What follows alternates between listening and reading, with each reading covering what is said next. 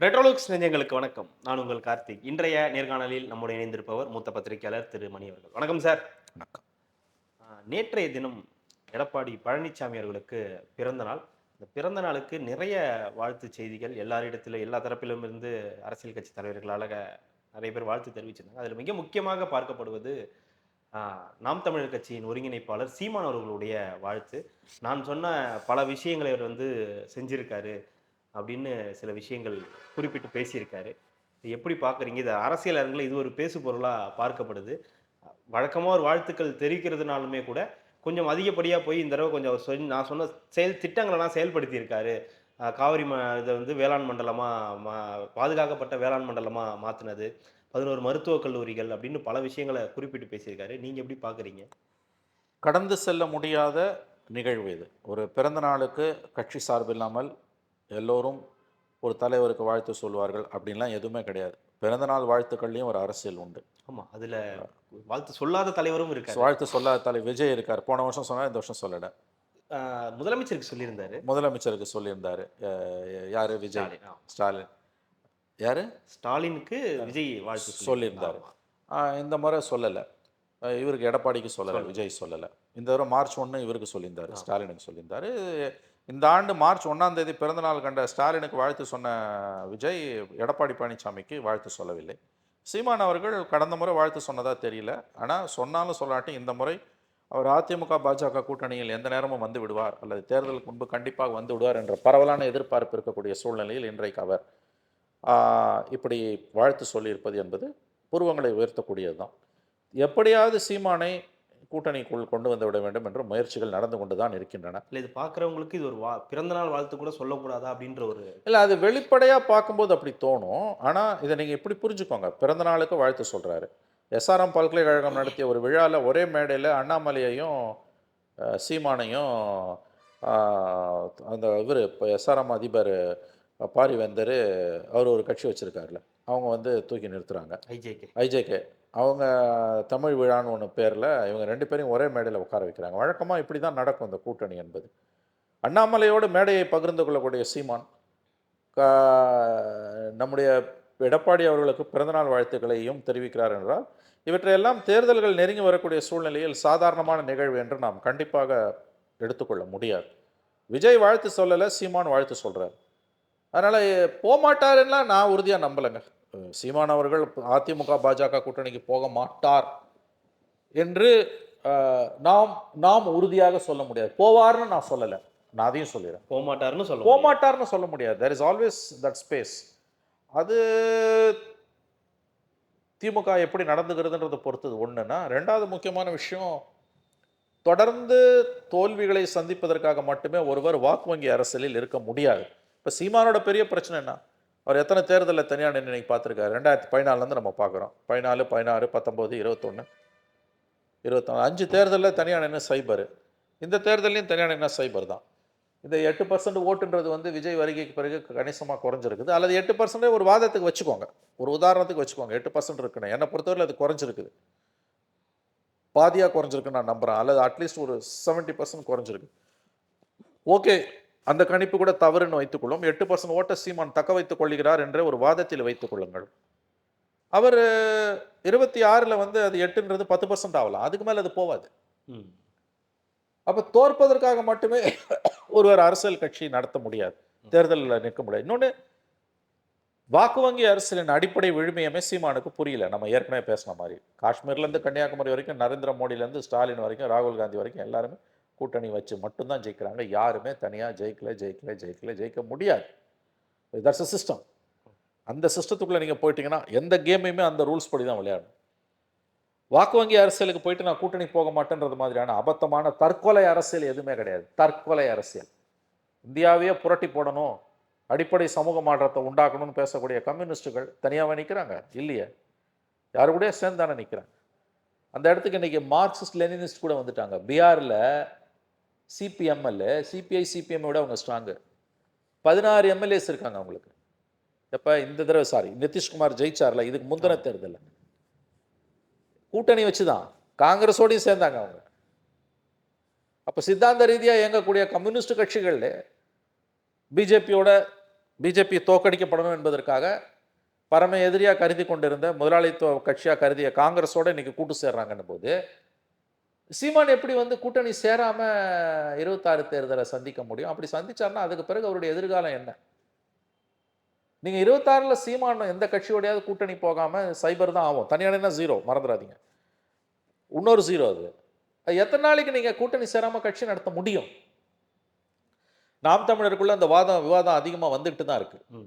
But BJP ADMK போவாங்களா? ஏன்னா இன்னைக்கு அவங்களுடைய அரசியல் வந்து திமுகவோட அவர்களுக்கு ஏற்பட்ட மோதல், திமுக சீமானை கையாண்ட விதம், அதிகாரிகளை வச்சு சீமானை தனிப்பட்ட முறையில் இழிவுபடுத்துறது, சோஷியல் மீடியாவில் சீமானை இழிவுபடுத்துறதுக்காகவே வேட்டை நாய்களை வளர்த்தது, அறிவாலயம் அல்சேஷன்களை வளர்த்தது, சீமானை விமர்சனம் பண்ணுறதுக்காகவே யூடியூப்பில் ஒரு கூட்டத்தை, மனநலம் பிறழ்ந்த சிலரை வளர்த்தது, 24 மணி நேரம் சீமானை விமர்சனம் பண்ணி பேசுறதுக்காகவே சமூக வலைதளங்களில் சிலரை வேட்டை நாய்களாக ஏவி விட்டது. இவையெல்லாம் வந்து சீமானுக்கு திமுக மீதான பகையை, சித்தாந்த ரீதியாக இருந்த பகையை, அரசியல் பகையை தனிப்பட்ட பகையாக மாற்றி இருக்கிறது.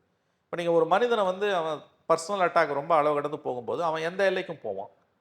அப்போ தன்னை காப்பாற்றிக் கொள்வதற்கு அல்டிமேட்லி ஒரு மனிதன், ஒரு கட்சி தன்னை காப்பாற்றிக்கணும். இல்லைன்னா அவங்க அரசியல் பண்ண முடியாது.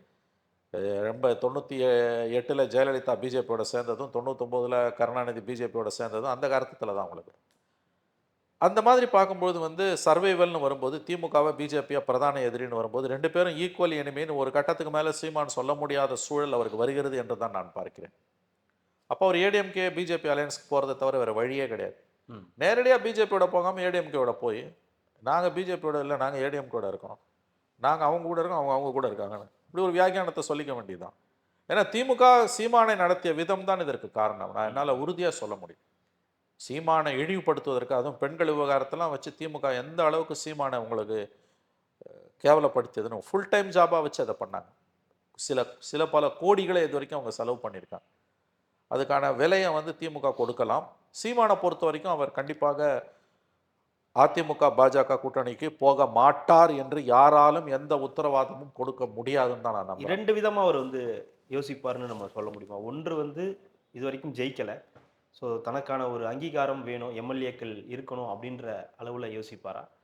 இல்லை திமுகவை வீழ்த்தணும், அதற்கு நம்மளுடைய ஓட்டுகளும் வீணாகக்கூடாது அப்படின்ற அளவு தான் யோசிப்பார்? 2வது தான். தான் கட்சியில் 4 பேர் எம்எல்ஏ ஆகணும், இல்லைனா கட்சியை காப்பாற்ற முடியாதுன்னு அவர் நினைப்பார்னு எனக்கு தோணலை. ஏன்னா அது ஒரு விதமான வரட்டு சித்தாந்தத்தில் அவர் இருக்கார். அல்லது வேறு காரணங்கள் இருக்கலாம், எனக்கு தெரியல.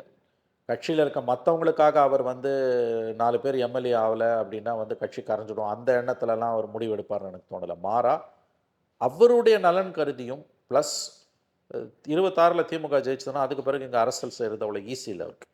அதனால் அவர் அந்த நிலைப்பாட்டை எடுக்கலாம். ஏன்னா பொது எதிரியாக இன்றைக்கி திமுக இந்த கட்சிகளுக்கு உருவெடுத்து கொண்டிருக்கிறது.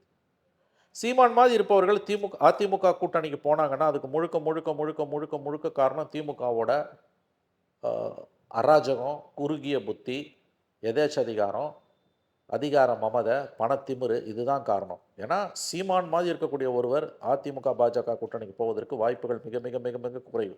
அப்படி போறாருன்னா அதுக்கு காரணம் முழுக்க முழுக்க திமுக தான் காரணம். இந்த கடந்த 4 ஆண்டுகளை எந்த மாதிரி அவரை மாதிரி சோஷியல் மீடியாவில் ட்ரால் பண்ணப்பட்ட, அவதூறு பண்ணப்பட்ட ஒரு தலைவர், அவர் ஒரு அரசியல் கட்சி வச்சிருக்காரு, அவர் ஒரு அரசியல் கட்சி தலைவர், யாருமே கிடையாது. சீமான் அந்த அளவுக்கு திமுக வந்து இழிவுபடுத்தியிருக்கு. அதை விட முக்கியம், ஒரு அதிகாரியை வச்சு சீமானுக்கு நீங்கள் குடைச்சல் கொடுக்குறீங்க. இதெல்லாம் எவ்வளோ பெரிய அராஜகம். ஒரு அதிகாரி ஒரு அரசியல் கட்சி தலைவராக பேசினதை ஜெயலலிதாவோ கருணாநிதியோ எடப்பாடியோ அலோவ் பண்ணவே மாட்டாங்க. ஏன் திமுக அலோவ் பண்ணுச்சு? இதெல்லாம் எந்த விதத்தில் நியாயம்? நாளைக்கு இப்படி ஒரு அதிகாரி பேசுறது நாளைக்கு நமக்கே ஆபத்தாக வரும். சர்வீஸ் ரூல்ஸ் படி இது ரொம்ப எதிரானது, நம்ம தலையில் நம்மளே வந்து நெருப்பள்ளி போட்டுக்கிற மாதிரி, நமக்கு எதிராக இது திரும்புன்ற குறைஞ்சபட்ச புரிதல் 75 ஆண்டு கால பாரம்பரியமிக்க கட்சிக்கு ஏன் இல்லை? 2வது சோஷியல் மீடியா. சீமானை வந்து வசைப்பாடுவதற்குனே ஒரு வெறிநாய் கூட்டத்தை நீங்கள் மாமிசத்தை போட்டு காசை கொடுத்து நல்லா வளர்த்து வச்சுருக்கீங்க. இதெல்லாம் வந்து எத்தகையது ஒரு பாதிப்பை சீமானுக்கும் அவருடைய கட்சிக்கும் ஏற்படுத்தியிருக்கும், உங்களுக்கே அது தெரியும். அதனால் மறந்துடாதீங்க, இது வந்து 1% ஓட்டு 1.5% ஓட்டில் தான் நீங்கள் கவர்மெண்ட்டு கவுறது எல்லாமே. இப்போ சீமானுக்கு 4% ஓட்டு இருக்குன்னு வச்சுக்கோங்களேன். உதாரணத்துக்கு அவர் பிஜேபியோட ஏடிஎம்கேயோட போகிறாருன்னா அதில் 2% ஓட்டு போச்சுன்னா கூட, டவுன் ஆனால் கூட மிச்சம் இருக்க 2% ஓட்டு இருக்குல்ல, அது உங்களுக்கு காவு கொடுத்துரும்ல. ஒன்று மறந்துடாதீங்க, நீங்கள் என்ன தான் சீமானை விமர்சனம் பண்ணிங்கனாலும் ஏடிஎம்கே பிஜேபி அலையன்ஸில் போய் சீமான் சேர்ந்தாருன்னா அது திமுகவுக்கு பெருத்த அடி. அது ஒரு தனி இமேஜ் கொடுக்கல அவங்க. தனி இமேஜ் கொடுக்கும். நம்பர்ஸ் கேம் தாங்க. மறந்துடாதீங்க, 1.5% மக்கள் நல கூட்டணியால் தான் 16ல் ஆட்சி வாய்ப்பை திமுக இழந்தது. அந்த 1.5% எந்த திருமாவையும் எந்த இடதுசாரிகளையும் திமுக துச்சமனம் மதித்து தூக்கி வெளியில் போட்டுதோ அந்த 1.5% ஓட்டால் தான் ஆட்சி வாய்ப்பை 2016 அவங்க இழந்தாங்க. அதனால் சீமானு போய் ஏடிஎம்கே பிஜேபி அலையன்ஸில் சேர்ந்தாருன்னா அது பவர்ஃபுல் அலையன்ஸாக உருவெடுக்கும். எண்ணிக்கை தான் முக்கியம். இன்னொரு பக்கம் விஜய் வாழ்த்து சொல்ல அப்படின்ற ஒரு அது அவருடைய கோபத்தை காட்டுகிறது. ஏன்னா அவங்க பிஜேபி பக்கம் பிஜேபி ஏடிஎம்கே அலையன்ஸ் வந்தோன்னா அதை கண்டனம் தெரிவித்து விஜய் அறிக்கை கொடுத்தாரு, ஞாபகம் இருக்கு இல்லையா? ஏன்னா அவங்க விஜயோடையும் பேசிக்கிட்டு இருந்தாங்க. போய் அங்கே சேர்ந்தோன்னா விஜய்க்கு அந்த கோபம் இருக்குது. ஆகவே சீமான் ஏடிஎம்கே பிஜேபி அலையன்ஸுக்கு போனார்னா அது கண்டிப்பாக அது ஒரு வலுவான கூட்டணியாக தான் இருக்கும். போகமாட்டாருலாம் யாருக்கும் உத்தரவாதம்லாம் கொடுக்க முடியாது. இந்த அளவுக்கு வரிஞ்சு கட்டிக்கிட்டு போய் எடப்பாடிக்கு பாராட்டு பத்திரம் படிக்க வேண்டிய அவசியம் சீமானுக்கு என்ன வந்தது? இதுக்கு முன்னாலும் நீங்கள் முதல்ல வாழ்த்து சொன்னீங்களான்னு எனக்கு தெரியாது. அப்படியே சொன்னாலும் இந்த அளவுக்கு தேனொழுக வாழ்த்து சொன்னீங்களான்னு தெரியாது. எலெக்ஷன் சார், எல்லாமே அரசியல். இன்னும் 10 மாதத்துல எலெக்ஷன் வரப்போகுது. அப்போ பிறந்த நாட்கள் வந்து முக்கியமான நாட்களாக அவங்களுக்கு வந்து மாறியே தீரும். இன்னொன்று, இன்றைக்கி சீமானோட அரசியல் வந்து அவர் தனித்து போட்டியிடுவது என்ற வாய்ப்பை வந்து மிகவும் நெருக்கடிக்கு உள்ளாக்கி கொண்டிருக்கிறதுன்னு தான் நான் பார்க்குறேன். அடுத்து விஜயுடைய பிறந்த நாள் வரும். அப்ப தெரியும் யார் யார் வாழ்த்து சொல்றாங்க. ஏன்னா ஒரு நடிகர்ன்றதை தாண்டி ஒரு அரசியல் கட்சி தலைவர். எப்போ வருது விஜய் பிறந்த நாள்? ஜூன் 22. சீக்கிரம் வந்துடுச்சு, அடுத்த மாதம். அதில் யார் யார் வாழ்த்து சொல்கிறாங்களோ அதை வச்சு அவங்க அரசியல் நீங்கள் புரிஞ்சுக்கலாம். சரி, இன்னொரு பக்கம் பாமக ராமதாஸ் அவர்களுடைய அந்த நிலைப்பாடு என்னவா இருக்கு? ஏன்னா கடந்த காலங்களில் பேசும்போது நான் வந்து உன்னை பார்க்கணுமா, உன்கிட்ட பேசுறதே அவமானம் அப்படின்னு பேசியிருந்த டோன் மாதிரி இதில் ஸ்டாலின் தான் செய்யணும், ஸ்டாலினால தான் பண்ண முடியும் அப்படின்ற ஒரு இடத்துக்கு வந்திருக்காரு. அதே நேரத்தில் அன்புமணி அவர்கள் ஜெயலலிதா அவர்களையும் புகழ்ந்து பேசுறாங்க. அவங்களுடைய நிலைப்பாடு என்னவா இருக்கு? இல்லை, அது அப்பாக்கும் மகனுக்குமான சண்டை தான். குடும்ப சண்டை கட்சி சண்டையாக மாறுது. கொள்கை வேறுபாடும் கிடையாது, ஒன்றும் கிடையாது. அவங்களுக்கு ஒரே ஆப்ஷன் ஏடிஎம்கே பிஜேபி அலையன்ஸ்க்கு போகிறது தான். திமுக அலையன்ஸுக்கு ராம்தாஸ் போகணுன்றாரு, அன்புமணி ஏடிஎம்கே போனதெல்லாம் கதை. ஒரே ஆப்ஷன் ஏடிஎம்கே பிஜேபி அலையன்ஸ் தான்.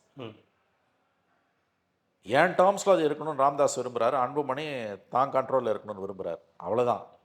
அன்றைக்கி ஸ்டாலினை விமர்சனம் பண்ணிட்டு இன்றைக்கி புகழ்றதுன்றதுலாம் அதெல்லாம் நீங்கள் ஒன்றும் பெருசாக எடுத்துக்க தேவையில்லை. திமுக கூட்டணியில் பாமகக்கு இடம் இருக்காதுன்னு நான் உறுதியாக நம்புகிறேன். ஏன்னா விசிகா வெளியில் போயிடும். விசிகா வெளியில் போச்சுன்னா அது திமுக கூட்டணி நம்பகத்தன்மையை கண்டிப்பாக சிதைக்கும். கண்டிப்பாக ஸ்டாலின் அந்த தப்பு பண்ண மாட்டார். இன்னொன்று, பாமக ஓட்டு திமுகவுக்கு டிரான்ஸ்ஃபரும் ஆகாது. அது அதில் சிக்கல் இருக்குது. பிரச்சனை அவங்க பர்சனல் இஷ்யூஸ் இன்வால்வ்டுங்க. குடும்பத்துக்குள்ளே சில தனிப்பட்ட இஷ்யூஸ், ஆசாபாசங்கள் சம்மந்தப்பட்ட இஷ்யூஸ், வேறு பிரச்சனைகள் அது இன்வால்வ்டு இல்லை. இதில் அதனால தான் அந்த பிரச்சனை நடுத்தருக்கு வருதுங்க. அவங்க ஒன்று அப்பா திமுகவோட போகணுன்றாரு, புள்ள அண்ணா திமுக, அதெல்லாம் நான் நம்பலை. அதெல்லாம் 2 பேருக்கும் ஒரே ஆப்ஷன் அண்ணா திமுக தான். ஆனால் அது ஏன் கண்டிஷனில் இருக்கணுன்றார் ராம்தாஸ். அன்புமணி உங்களுக்கு வயசாகிடுச்சு, நான் பார்த்துக்கிறேன், நீங்கள் கிளம்புங்கன்றார். இவ்வளோதான் பிரச்சனை. அது அதை விட மாட்டேன்றார் அவர். And old is gold, you cannot ignore the old always. ஸ்டாலினை புகழ்ந்து பேசுறதுன்றதுனா அது வந்து டாக்டிக்கலாக அப்படி தான் பண்ணுவார் அவர் ராம்தாஸ். எப்படி போவார் திமுக அலையன்ஸ்க்கு அவர் சொல்லுங்கள்? 3 எலெக்ஷனாக அவங்க கூட கலைஞர் இறந்ததுலேருந்து 6 வருஷமாக விசிகா திமுகவோட தான் இருக்குது. அந்த விசிகாவை தேர்தல் அணி மாறுற பாமக ஸ்டாலின் கழட்டி விட்டுருவாரா? நிச்சயமாக செய்ய மாட்டார்.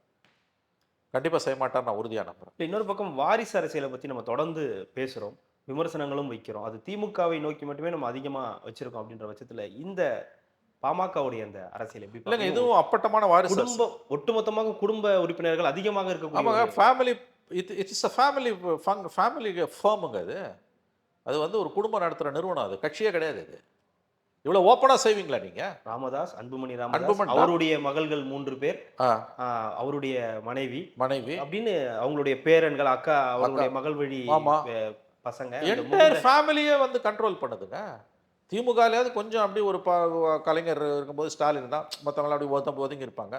இப்போ உதயநிதி வராருனா கூட கொஞ்சம் கீழே உட்கார வைப்பாங்க, அப்புறம் மறுபடியும் கனிமொழி உட்கார வைப்பாங்க, அப்புறம் 2 பேரும் உட்கார வைப்பாரு. அந்த ஒரு பாஸ்டரிங்காக அது அவங்களுக்குள்ளே இருந்தது. ப்ரிட்டென்ஷன்ஸ்வாங்க.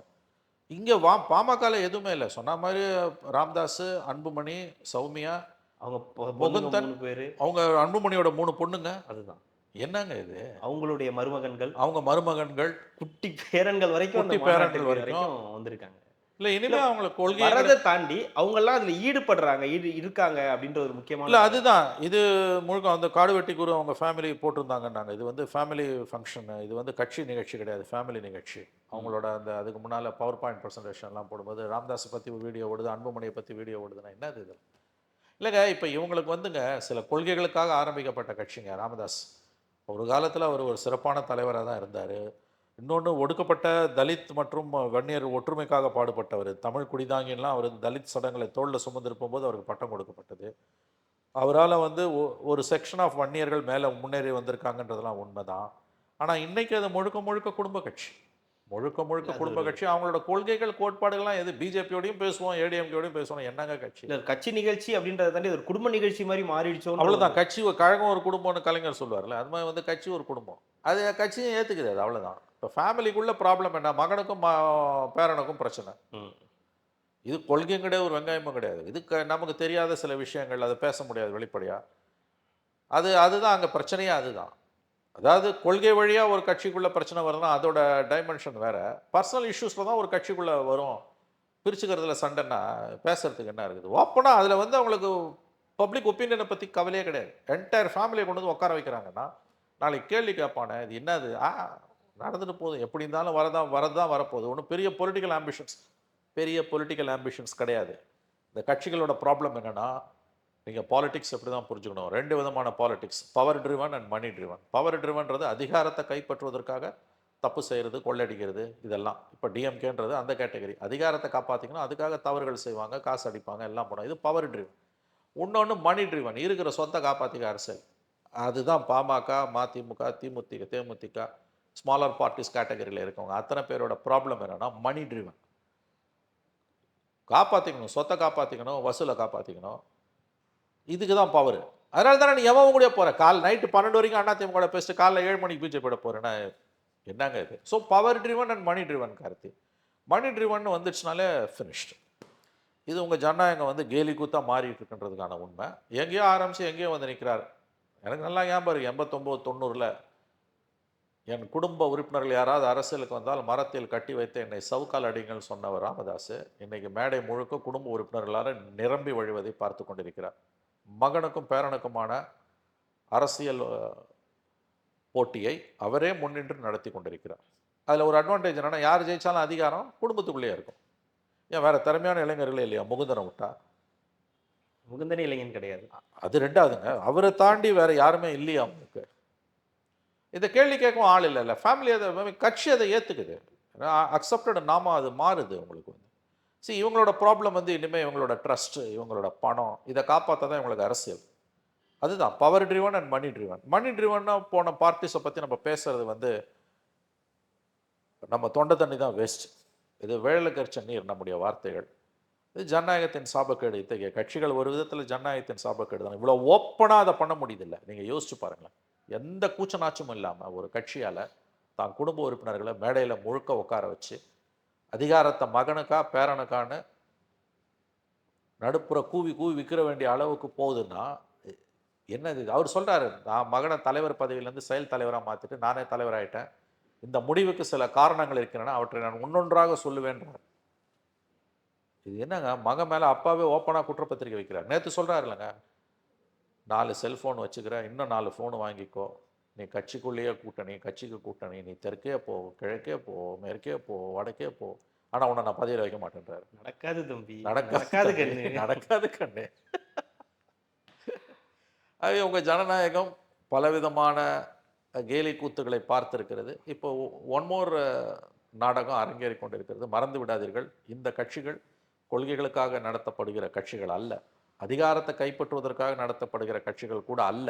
அப்படி இருந்தால் கூட இப்போ திமுக மாதிரி அதிகாரத்துக்காக நடத்தப்படுகிற கட்சிகளை கூட நம்ம மதிக்கலாம், ஆனால் அவன் கூட சில நல்லதை செய்வான்.